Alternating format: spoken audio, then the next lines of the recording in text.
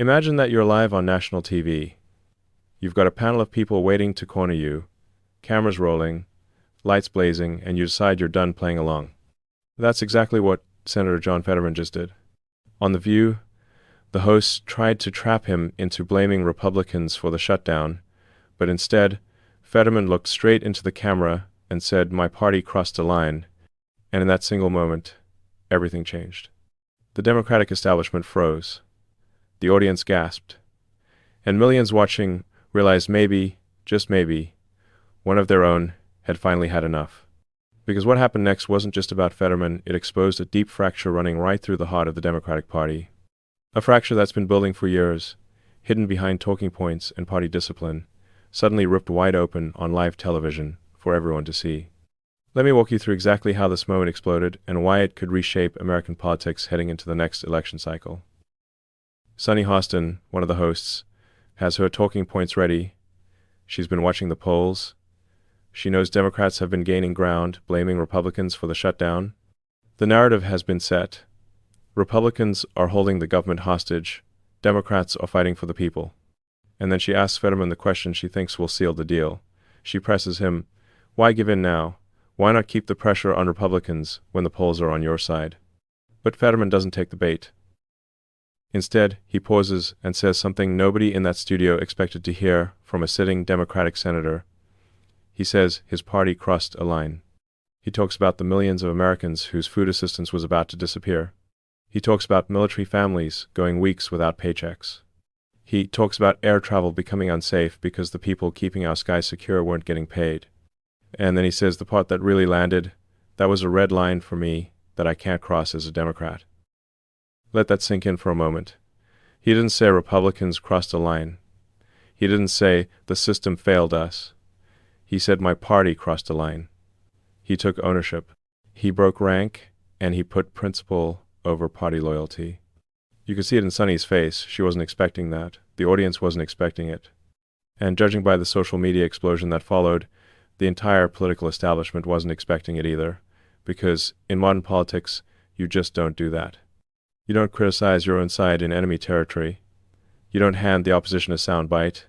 You don't risk your career for the sake of honesty. Except Fetterman just did. And that wasn't just a soundbite, it was a declaration of independence. It was a signal that something fundamental had shifted, not just in Fetterman himself, but in the very ground beneath the Democratic Party's feet. Because if a sitting senator elected on the Democratic ticket in a battleground state like Pennsylvania can stand up and say we've gone too far, then the question becomes, how many others are thinking the same thing but staying silent? Let's zoom out for a second. What exactly did Fetterman mean by crossed a line? Because this wasn't about some abstract political disagreement over tax rates or trade policy.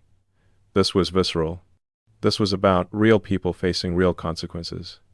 And Fetterman, who spent time working with communities that don't make headlines, who's seen what happens when government assistance disappears overnight, wasn't willing to play games with people's lives just to score political points.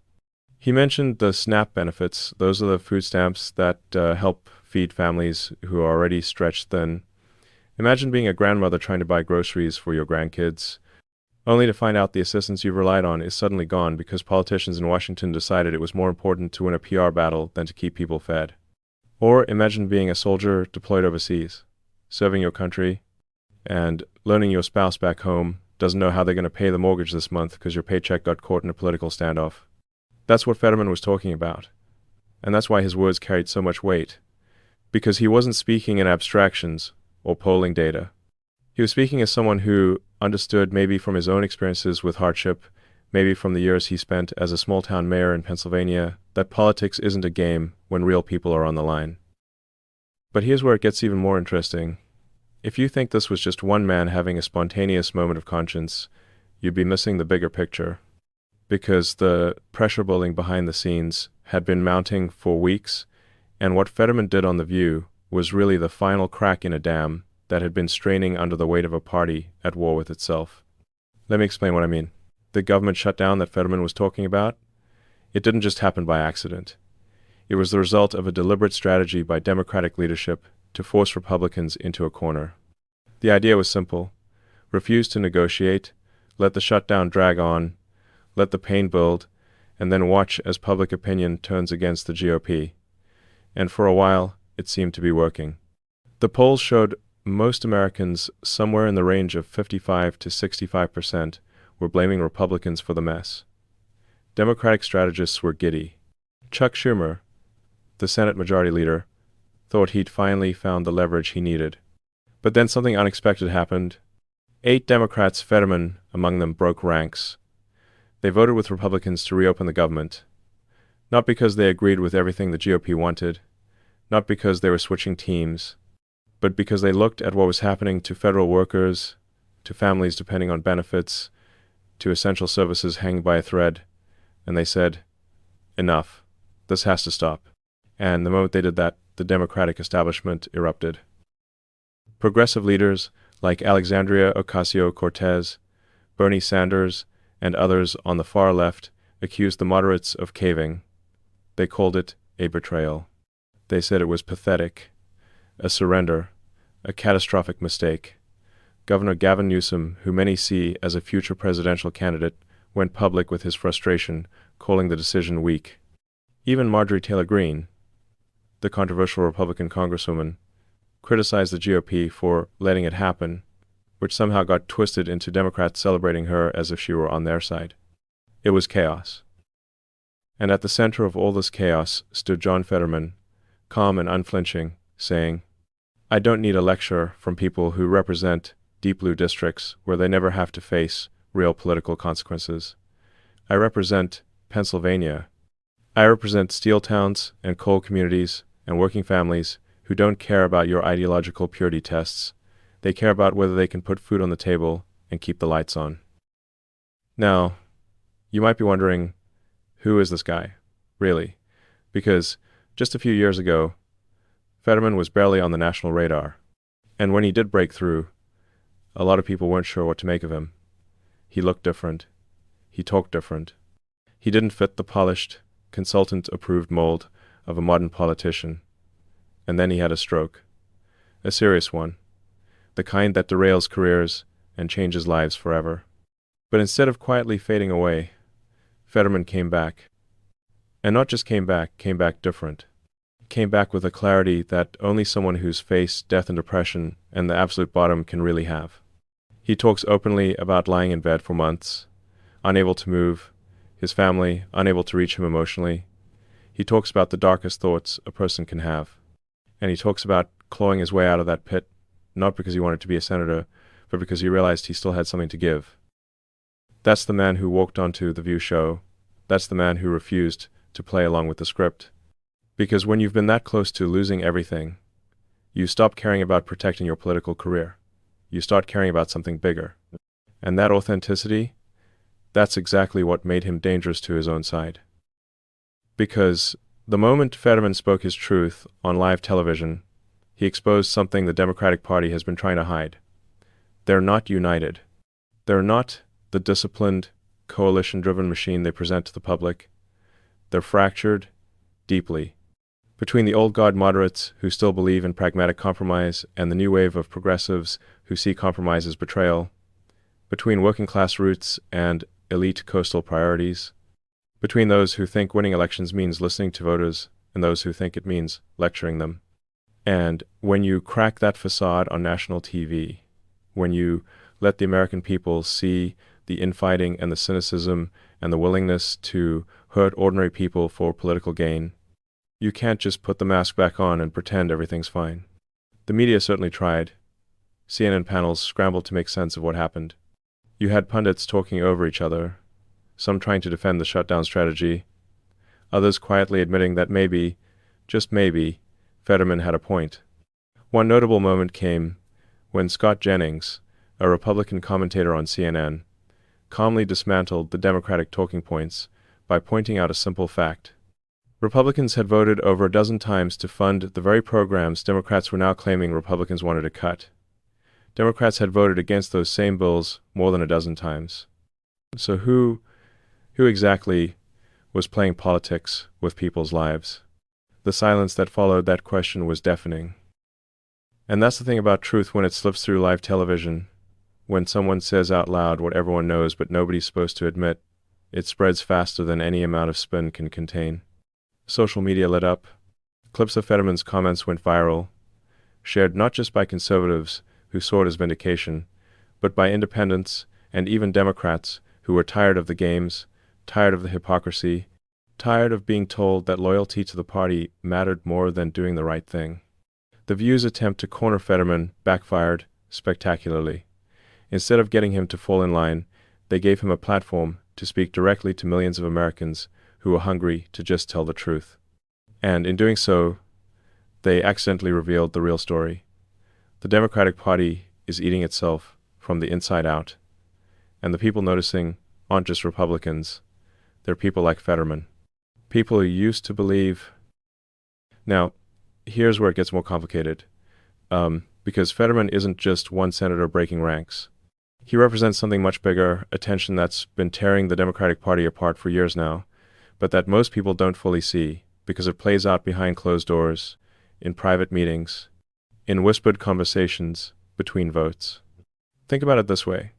The Democratic Party used to be the party of the working class, union workers, factory towns, people who got their hands dirty and their paychecks by the hour. That was the core, that was the identity.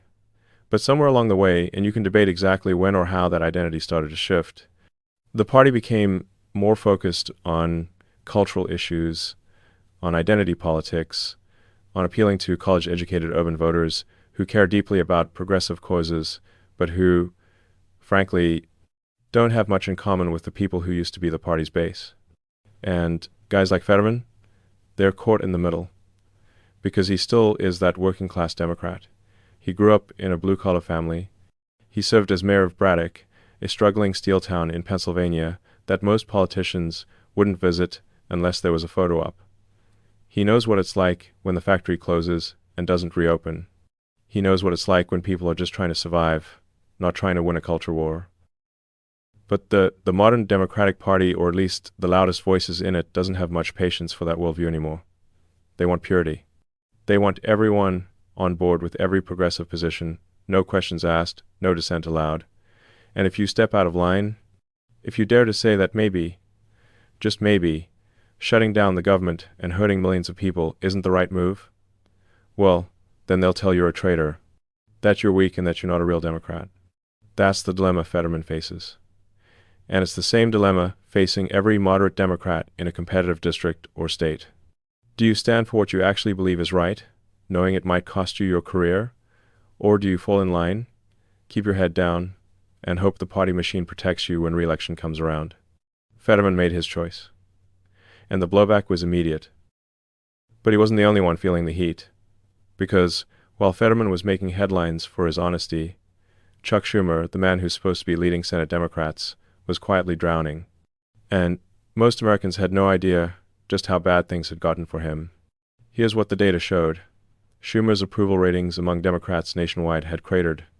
We're talking about numbers in the low 40s, maybe even dipping into the 30s, depending on which poll you looked at. And here's the kicker. His net favorability, the difference between people who like him and people who don't, was actually negative among his own party members. Let me say that again. The Democratic leader in the Senate was underwater with Democrats. That doesn't happen unless something has gone seriously wrong. And it wasn't just the polls. Inside the party, the knives were out. Progressive representatives and activists were openly calling for Schumer to step down. They said he was ineffective. They said he was too willing to compromise with Republicans. They said he wasn't fighting hard enough against Trump's agenda. Even some moderates were quietly agreeing, though for different reasons they thought Schumer's refusal to negotiate during the shutdown was political malpractice, and they blamed him for putting them in an impossible position. There were even rumors that Alexandria Ocasio-Cortez, the young progressive congresswoman from New York who's become one of the most recognizable faces in the Democratic Party, was considering a primary challenge against Schumer when his seat came up for re-election, and the polling suggested she might actually have a shot. Among New York Democrats, her favorability was running somewhere between 15 and 20 points higher than Schumer's. That's a huge gap. That's the kind of gap that ends careers. So Schumer was facing a rebellion on both flanks. Progressives thought he wasn't radical enough. Moderates thought he was too radical. And in the middle of all this chaos, he made the decision to keep the government shut down, betting that he could break the Republicans before his own party broke him. He lost that bet. And when those 8 Democrats, including Fetterman, voted to reopen the government, it wasn't just a policy defeat for Schumer. It was a public humiliation, because it showed that he couldn't even keep his own caucus in line. It showed that when push came to shove, there were senators who cared more about their constituents than they did about his strategy. It showed weakness. And in politics, once that weakness is exposed, it's almost impossible to recover. Now, you might be thinking, okay, so Schumer's in trouble, Fetterman's speaking out, the party's divided, but why does any of this matter to me? What does this have to do with my life? And that's a fair question, so let me connect the dots. This isn't just about politics. It's about something much deeper. It's about whether we still have leaders in either party who are willing to tell the truth even when it's inconvenient, who are willing to stand on principle even when it costs them something, who actually mean it when they say they're serving the people instead of themselves. And Fetterman's journey, the reason his story resonates so deeply, is that he's already lost everything once. He's already been to the bottom, and that gives him a freedom that most politicians don't have. Think about what he's been through, the stroke he had, the months of recovery where he couldn't speak clearly, couldn't process information the way he used to, couldn't even get out of bed some days, the depression that followed, and he's been brutally honest about this, where he seriously considered ending his own life because he couldn't see a way forward. The humiliation of that debate performance during his Senate campaign, where everyone watching could see he was still struggling, where his opponents used his medical condition against him, where half the country wrote him off as finished. But he didn't quit. He kept going. He got help.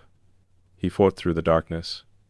And somewhere in that process, something crystallized for him. He realized that if he was going to be in public service, if he was going to put himself and his family through the grind of politics, it was going to be on his terms. It was going to be authentic. It was going to mean something. That's the man who stood up on The View and said, "My party crossed a line." That's not someone reading from a script or calculating political angles. That's someone who's been through hell and came out the other side with his integrity intact. And you can hear it in his voice. You can see it in his eyes. He's not playing a role anymore. He's just being himself. And here's what's remarkable.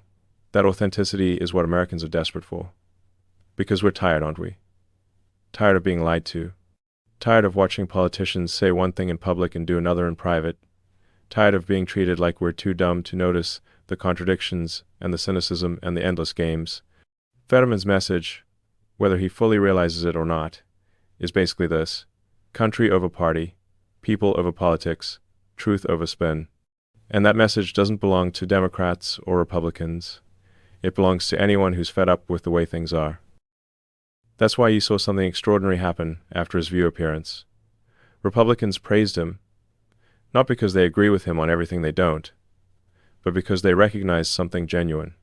Lindsey Graham, the Republican senator from South Carolina, went on national television and said Fetterman might be one of the few Democrats who could actually survive in this political environment because people trust him. He said Fetterman has a hell of a story to tell, and voters respond to authenticity even when they don't agree on every issue. And he's right, because at the end of the day, what most Americans want isn't ideological purity, it's competence. It's honesty. It's someone who will look them in the eye and shoot straight instead of spinning them. Fetterman gave people that. And the establishment on both sides honestly doesn't quite know what to do with him. So what happens next? That's the question everyone's asking now. Does Fetterman leave the Democratic Party entirely? Some people think he should.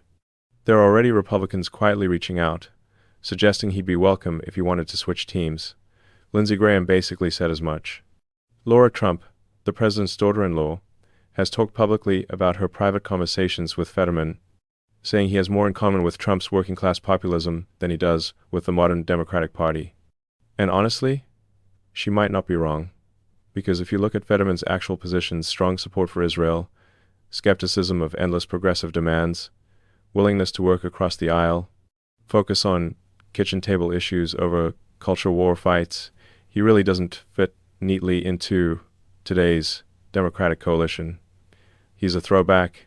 A relic of a time when Democrats could win in places like Pennsylvania by actually caring about the people who live there, not by lecturing them about what they should believe. But here's the thing. Fetterman hasn't switched parties, and I don't think he's going to, at least not in the immediate future, because despite everything, despite the criticism, despite the pressure, despite how uncomfortable his own party makes him, he still believes the Democratic Party should be the party of working people.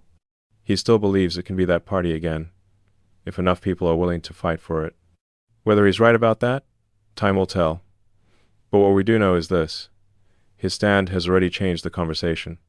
It's given cover to other moderate Democrats who've been quietly thinking the same things but were afraid to say them out loud. It's forced Democratic leadership to confront the reality that their hardline strategy isn't working. And it's reminded millions of Americans, particularly older Americans, who remember when politics wasn't quite this tribal, quite this vicious, that there are still people in Washington who haven't completely lost their way. The fallout from this moment is still unfolding. Schumer's position looks shakier by the day. The progressive wing is furious, convinced they had Republicans on the ropes, and moderates snatched defeat from the jaws of victory. The moderate wing is exhausted, tired of being dragged into positions they don't believe in just to satisfy the activist base. And meanwhile, Republicans are watching all of this with barely concealed glee, knowing that a divided opposition makes their jobs much, much easier. But here's what nobody's really talking about, and it's the most important part. This isn't just about Democrats. The same fault lines exist on the Republican side too. The same tension between pragmatists and purists. The same struggle between people who want to govern and people who want to make statements.